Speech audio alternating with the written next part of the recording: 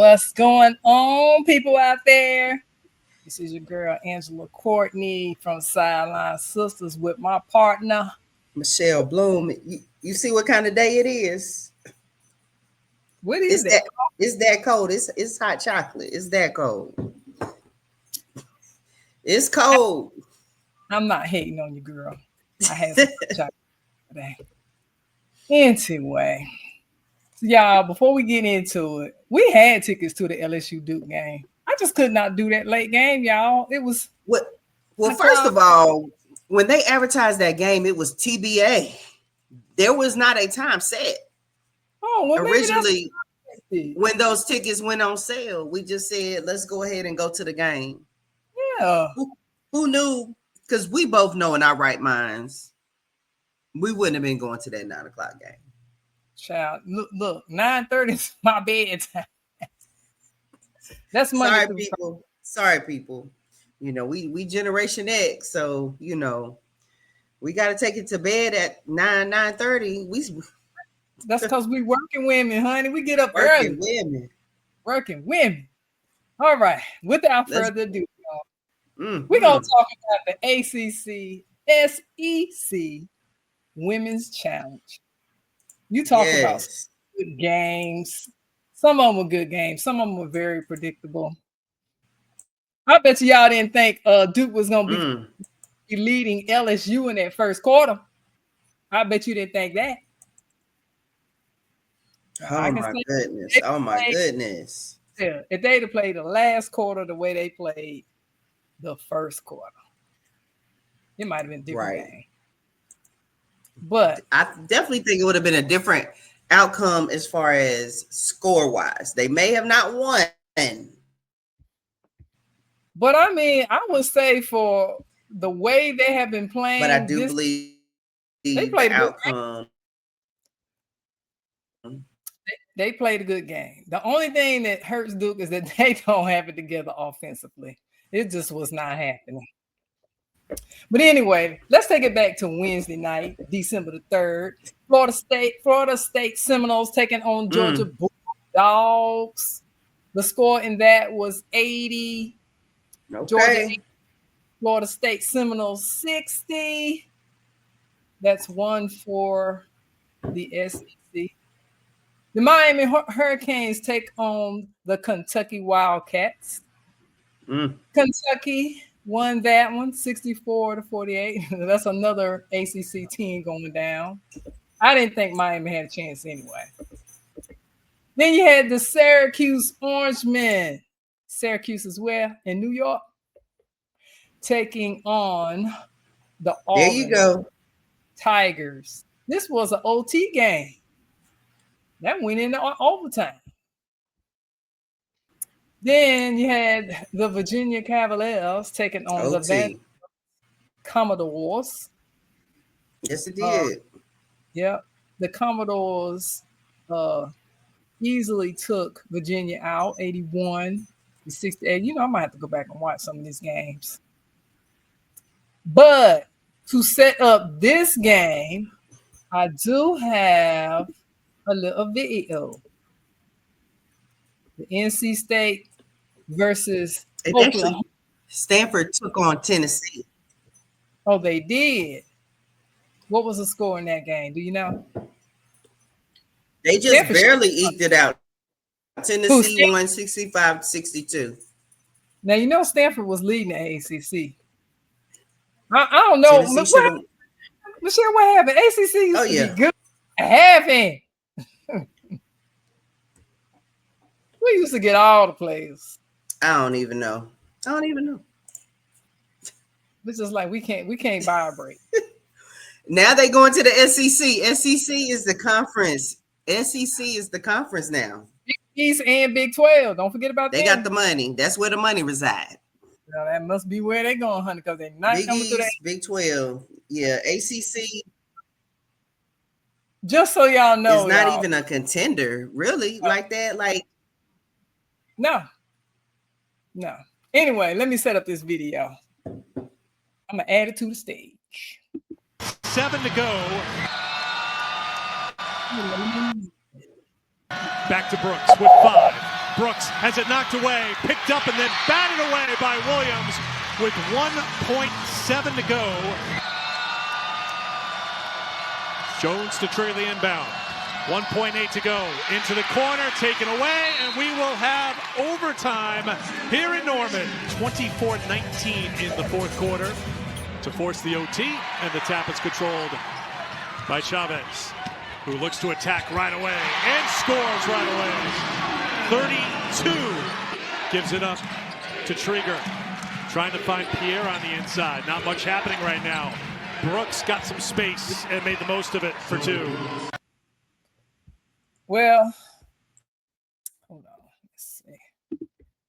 As you know, Oklahoma beats NC State, I think about 5 points. It was 103-98 in overtime. But that was a battle, y'all. NC State battle. Now, if they had Duke's defense, it might have been a different. But we also have to mention that they have the top freshman in Chavez, Aaliyah Chavez. She was the number 5 5-star player. Everybody was fighting to get her. So she is at Oklahoma. It's going to be interesting, though. It's going to be interesting to see how Oklahoma does. They definitely have the height. Really I just don't think they have the speed. They have it with Chavez. And if you didn't, they had like 3 or 4 players that scored at double figures. Like Beers had 21. There was another player had 21. Chavez had 33. Zoe needs some help, though. Beasting. Zoe needs some help. Help for Zoe. She needs some help. I mean, it hurt. They got the one big girl. She be trying. She tried. Trigger. Girl, bye. Just lean on Trigger a little bit. Anyway, the Georgia Tech Yellow Jackets taking on Texas A&M. The Aggies prevailed, beating them 72-63. Texas A&M. So then we move on. I don't know which day the other teams played, but these were the ones that I found. I guess these were the key games. So on December the 4th, you had the Louisville Cardinals versus the South Carolina Gamecocks. Y'all, when I said Sadat needed to be at this game, they had 9 players. 9 players suited up for this game. They only dressed 9. 9. I forgot about Texas. But anyway,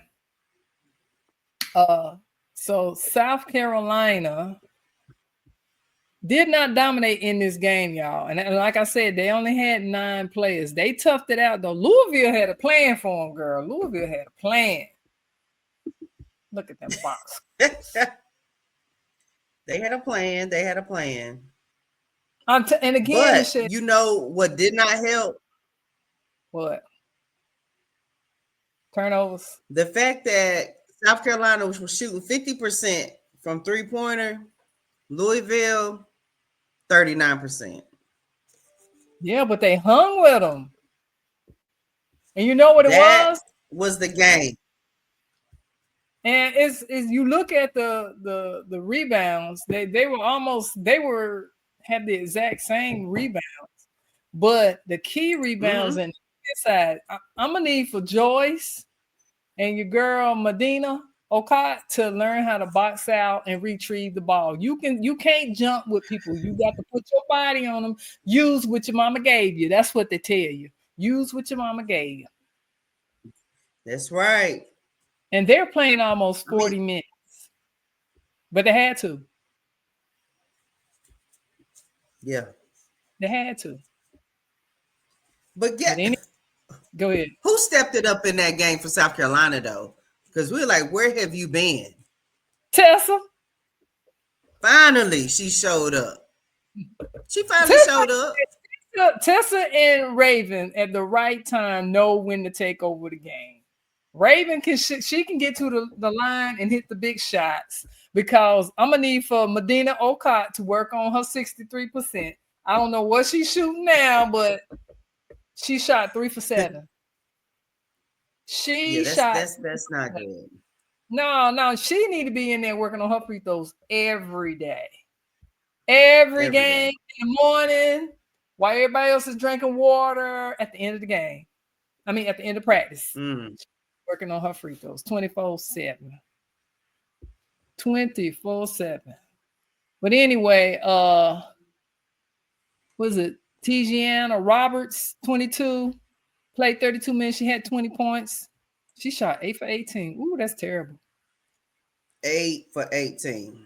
Yeah, I'm not even gonna try this other number 11. I guess she's a star. She played 34 minutes. Her name is Elf.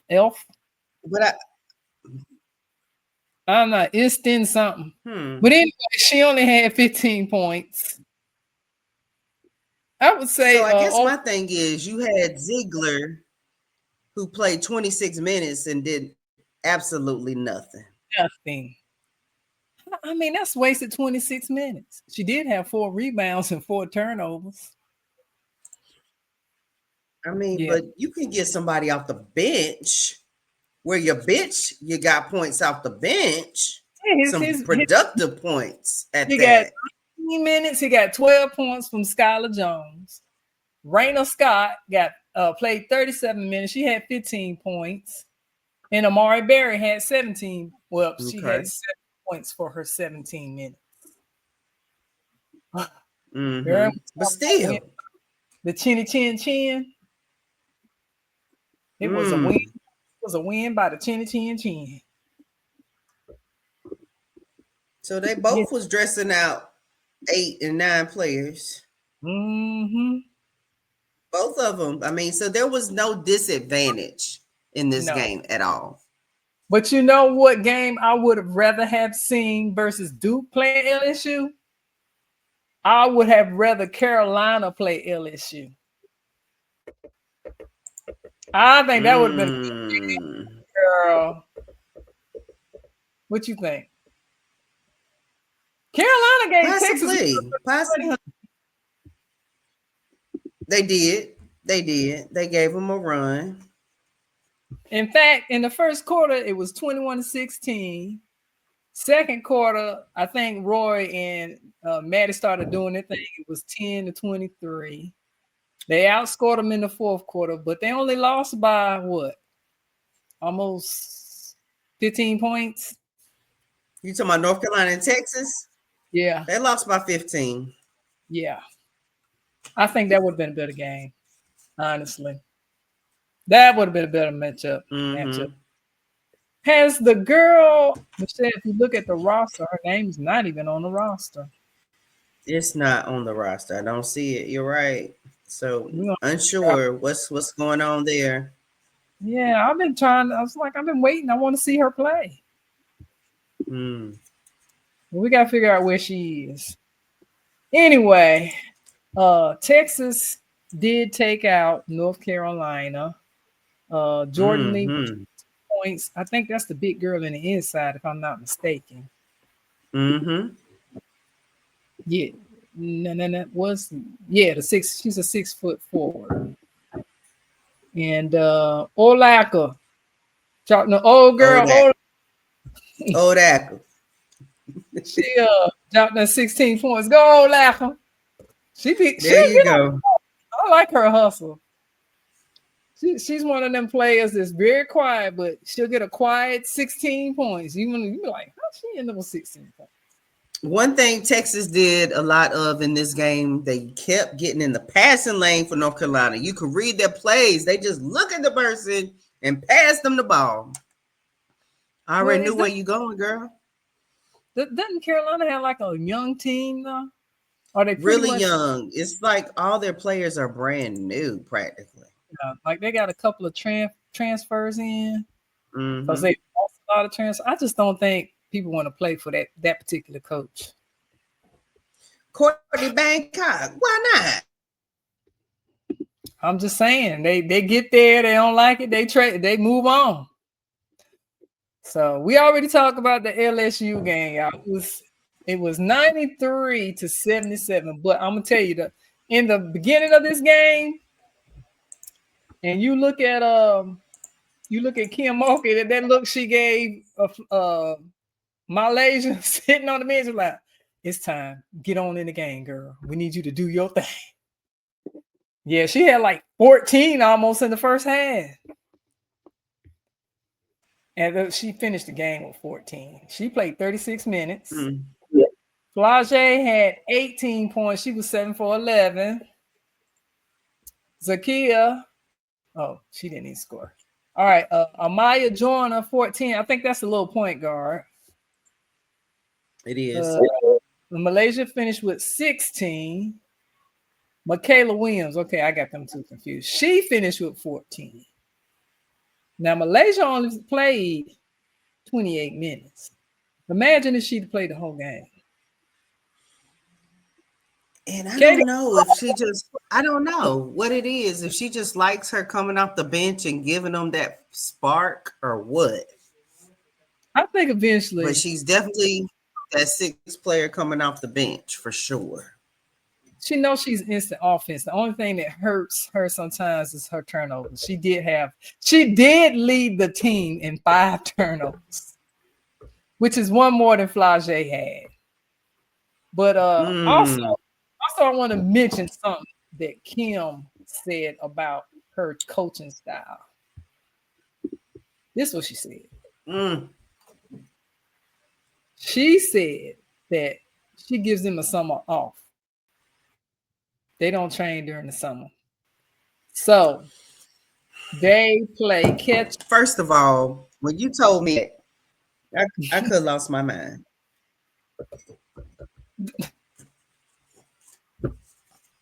Yeah. So that means if you get in the whole summer off and their preseason is all these little soft games that they've been playing, that's why it makes them look, like they're strong because they blowing teams out by 100. Yeah, were they playing like Division II teams? What do you think it's gonna look like? She said that they don't work out in the summer. I'm like, exactly. What? So my thing is, then you wait until these if you're not playing these stronger teams first. That's why I like what Don does. Don is not scared to play anybody. And I think Carol Lawson is thinking the same thing. She just don't have the bodies to do what she needs to do. Go ahead. But also, a lot of times they are doing that too. Y'all remember at the end of the season, you remember Don made the comment of she does these games as well so that when it comes to the NCAA tournament time, the seeding, where they're going to play, they kind of strategically do it that way. That's why Don does this. But because of when they had to play, I guess back to back or something like that, because it was some controversy between their day of rest or something like that. That's why she was like, if it's not going to matter, then I shouldn't even put together this schedule that I put together for my girls. Yeah. Well, I was just like, maybe that's why when they get to tournament time, they don't. I would say the last 2 seasons. Now, when they had what's your girl name? Angel Reese. That was a stronger team. That team was strong. But you can't do that. And I think right now she's off her guards. But Katie Caval helps. Having that big body in the middle. And then I think the other girl is Joyner. The other big girl helps. Because they are guard heavy. But I don't think out of the 3 guards she had with Flage, Michaela, and Malaysia, none of them are point guards. But she makes this valid point. If Malaysia and Flage and Michaela, all 3 of them eventually end up in the WNBA, they will have to learn how to be a point guard because of their height. But I have to give it to, But I have to give it to Carol Lawson. She had a plan. Her guards, they play hard. They play super hard. She was a They, guard herself. So, of course, there's going to be emphasis on guard play and defense. Now, you could tell that's a team. She got them on the track I in got June. the thing to say. Your girl Jada Donovan, when she's on the floor, Michelle, you might as well just have 4 people. Because on offensive end, she does not help them at all. She cannot hit the broad side of the barn. She can be down low and she won't shoot. That's the only thing I don't like.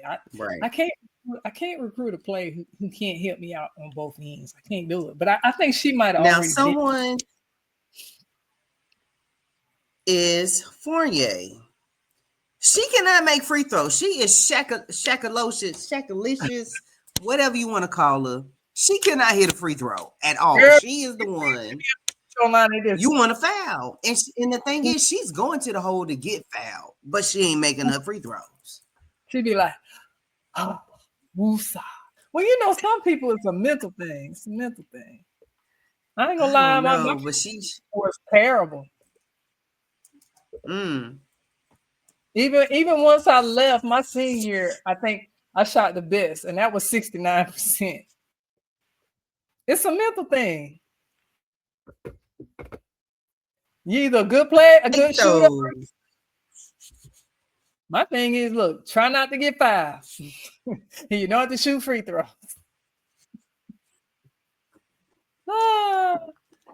Anyway. Yeah, you're right. That was my bread and butter. It's a bigger stage though. But the game, I stopped watching the Duke game. I'm so glad I was home. I stopped watching the Duke game after halftime and turned to the Notre Dame Ole Miss game, girl.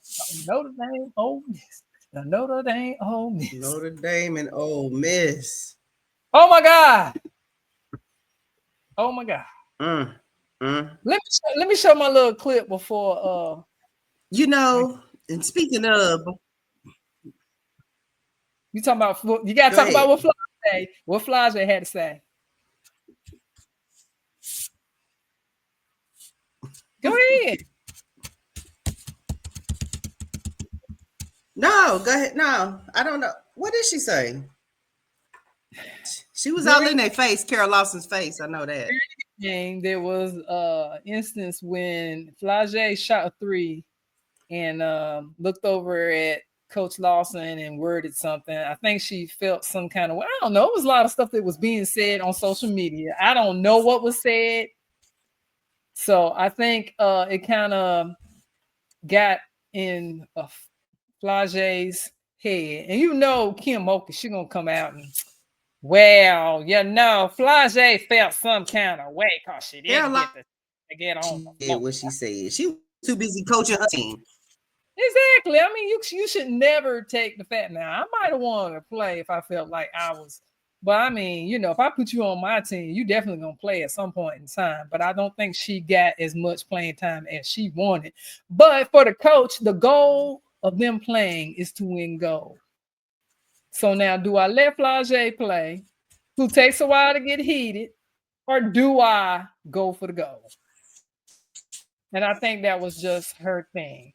And I think, you know, what happened in between her and Flage was pumped up by the internet and, you know, kind of turned it into something that got inflated. Mm-hmm. But anyway, what was the thing you wanted to say before I go to my Hannah Hidalgo video? No, I mean, I think it was just more so, you know, my hats off, you know, Carol Lawson. I knew the game. Now, of course, it started off hot. Like you said, that first quarter, you couldn't stop Duke. They was on fire. They were on fire. Now, if they played like that in the fourth quarter, outcome would have been different. The score would have been different. I still think LSU would have won the game, but it would have been by a slim margin and all. And, you know, Carol Lawson, who is going to be coaching your team USA.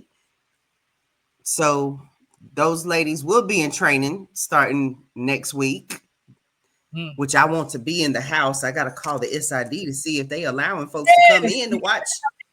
You These gotta have your WNBA. you gotta have your sideline sister there too.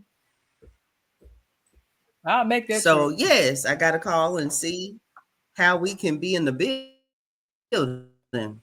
Oh, for sure, for sure. Anyway, I'm gonna go ahead and set up this video for between your Notre Dame Fighting Irish and Ole Fighting Miss. United. All I gotta say is Cody McMahon. That's all I'm gonna say. Defending her. And she may have said something in the process too, it looks like.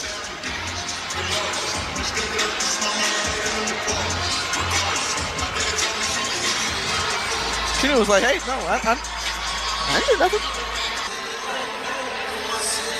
How high emotions can run in a game like this, wanting it so bad for your team. Here on the road, another ranked opponent, Hannah Hadal, with Chino. Michelle, let me ask this before we start talking. As the referee, would you have made that call? Now, I think this was probably somewhere in the third quarter or the fourth quarter. Can't remember exactly. I was going to say, because at that point, Hidalgo had already dropped 28 points. Okay. So just think, had she continued to play, she would have probably had 40 points in this game. I still think with the energy that definitely would have made the call. I've actually been seeing that a little bit more because if you remember during the NC State game, I'm not sure what game it was, but the girl turned to the bench, said something. The ref teeter. She didn't get ejected. Whatever she did and whatever she said was enough to get her ejected.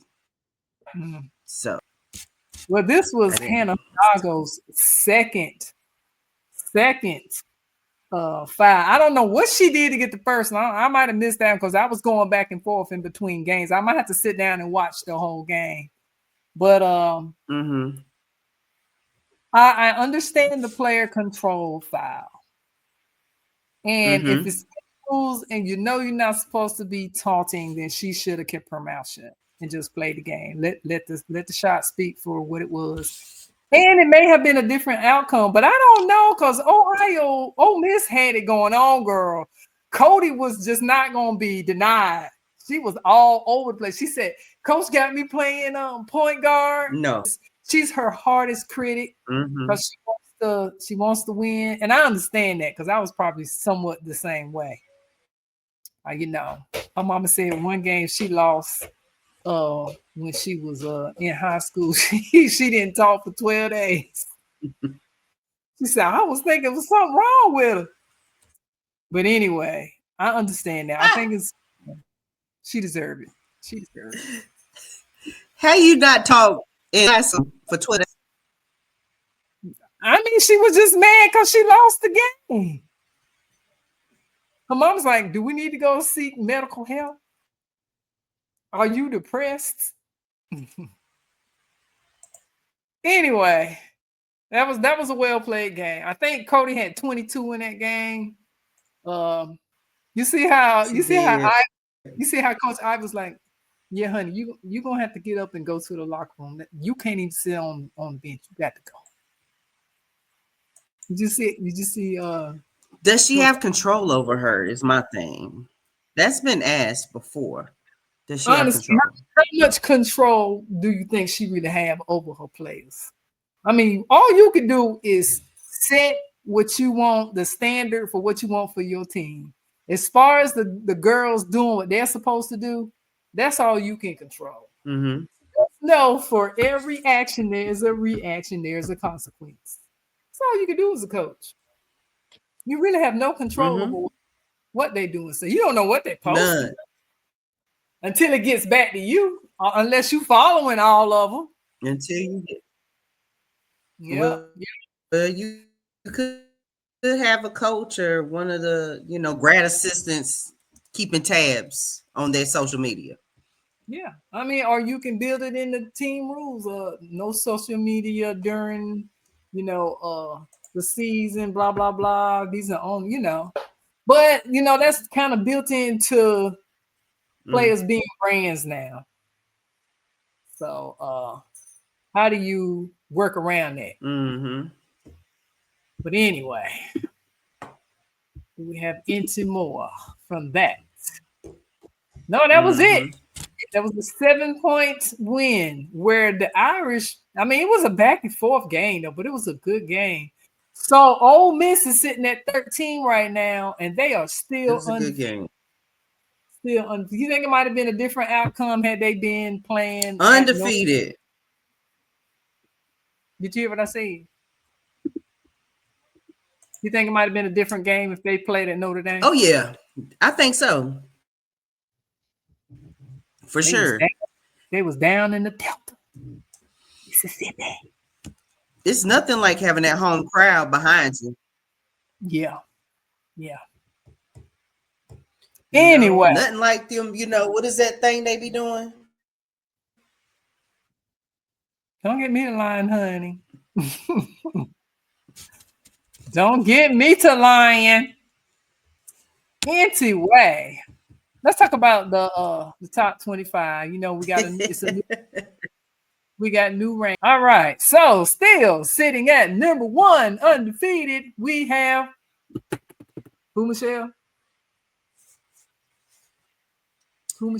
UConn Huskies. UConn Huskies. And sitting at number 2 after dethroning South Carolina, we have who? Those Longhorns from Texas. Longhorns. And still at number 3, barely holding on with 9 players, we have South Carolina. Some Gamecocks. And the number 14, 8-1 with the big girl, Laura Betts. In the center, we have UCLA. And at the number 5 spot, I think after they really start playing some of these teams in the SEC, they may drop down a couple of spots. You have LSU holding at number 8, still undefeated. Number 6, you got Michigan, Silver Swords. And also, number 7, my girl, Brenda Free. Number 6 is Michigan. Number 7 is Maryland Terps with Brenda Free. Yes, and they still are 9-0. Also, still undefeated, you have TCU, Texas Christian. Number 9 with Reagan Beers and the number 1 5-star recruit freshman, Aaliyah Chavez, Oklahoma. Number 10 with the big girl in the center. I got to come up with a name for Artie Crooks. Big Trucking. Ohio State 9-0. Adi. Crooks leading it right now with 27.6 points with Hannah Hidalgo second behind her. Leading scorer of the land. So holding it down at number 11, you have Carolina Tar Heels 8-1. And then how are they in there? How are they still seated? Who? North Carolina. You talking about North Carolina? I'm just not impressed. Yeah, but I think it's their schedule. Like you said, it's the schedule. Although they haven't played any big teams other than Texas, they played K-State. They've been playing a lot of HBCUs, so I don't know how they're getting that. They played UCLA. They got points. They got goodie points for that one. They played UCLA. They played UCG. They played the Jackrabbits. They played Kansas State and Texas. I think that's where they got all them brownie points from. But they are soon to start ACC play. I heard maybe 2 ranked teams in that. Yeah, that's where they're getting the points. Because, I mean, you look at it. LSU is like number 5. How did they get that? They ain't played nobody, Michelle. They haven't played anyone. I don't think they deserve them. And this is just going back from, you're right, but this is just going back. It's, it's a continuation from the previous last year season, from the previous. It all depends on how it looks in the next couple of weeks. For that and so on. Yeah, they could drop clearly off or up or down. We'll see. Mm-hmm. All right.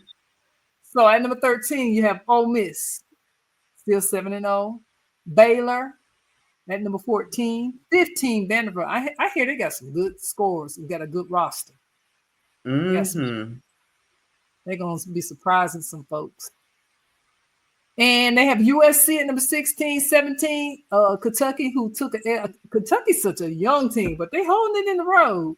Hey, Coach Kenny got to get them together, honey, because they had got to get them together. They had a loss. Notre Dame.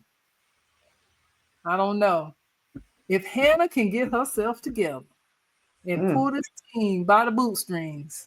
She'll win that Naismith Award for sure. Well, but they're going to look at these games like this. This is what's going to do it, because I'm sure they take all of this in consideration. Oh, yes. Just her. She got to work on the attitude, because, everybody's seeing how you handle things. You are the leader of that team. Yeah. I think it's probably why her and Miles did not really get along.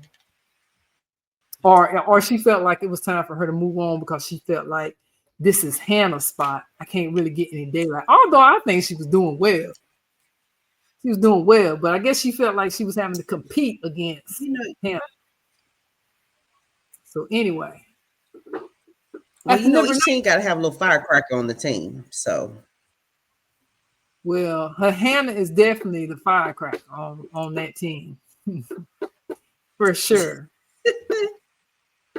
Tennessee is holding down number 19 spot. Tennessee. And at number 20, Michigan State, still undefeated. Washington, number 21, still undefeated. What are they, the Wildcats? You got Louisville holding down, the Cardinals holding down number 22.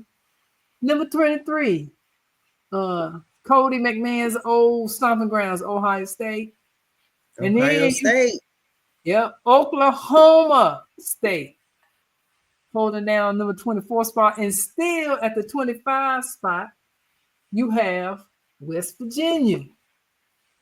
They done moved NC State on out the way. Yeah. They have moved a lot of teams out of the way. But y'all, we still are not in conference play yet. Probably this Sunday we're going to begin in conference play. So, these games might go quicker than you think. But anyway, when you think about that, who do you think, and I am addressing this too, who do you think should be in the top 25 that's not in the top 25? Somebody said, this was on the coaches poll. They did have NC State as number 25 and not West Virginia. I like to look at the coaches poll too, just to see how what the coaches are thinking.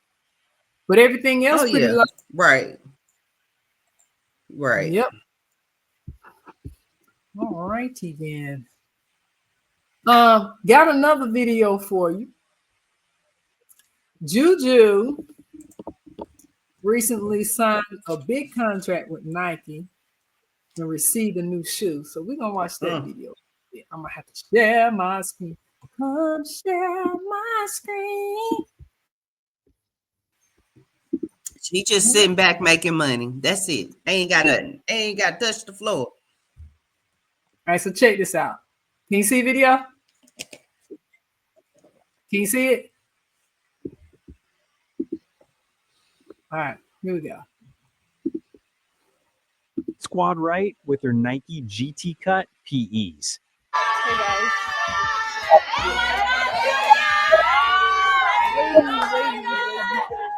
What's up, guys? I wanted to surprise you guys. I did the shoe with Nike. I wanted you guys to be the first to get it. So here you go. Love you guys. Oh.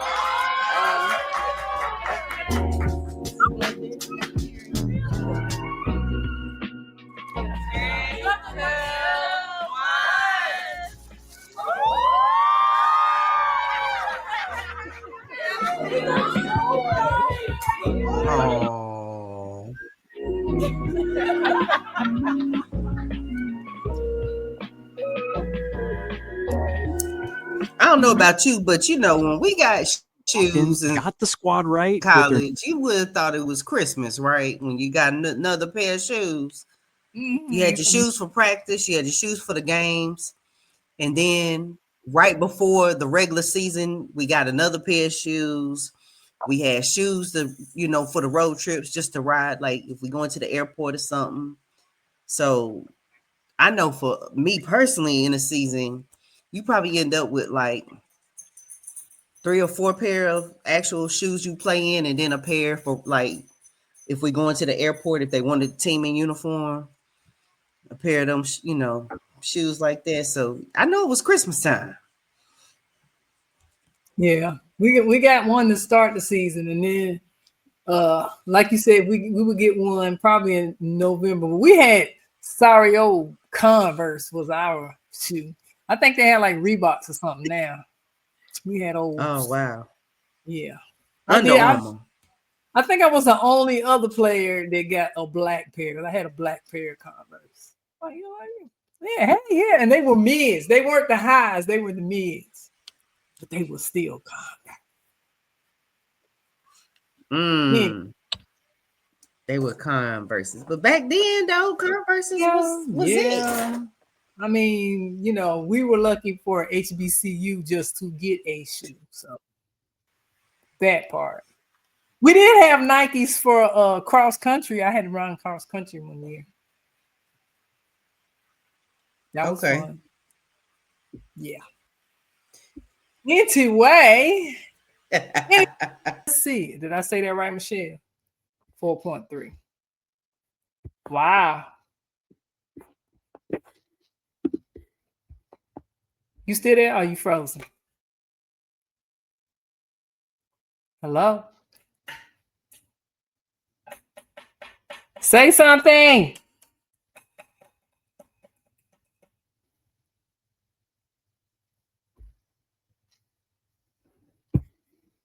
Hello? Are you frozen? I hear you. My mic was muted. My fault. My mic was muted. No, that's fine. Anyway, this is almost getting to be an hour long. Wow, I'm glad we didn't talk about anything else. Are we ready to end this show now? Yeah. I have nothing else. We ready. And I mean, hey, I think next week begins the regular conference schedule. Yeah, I said that. So, you know, when the music comes on, you know what that means. Yes. Yes.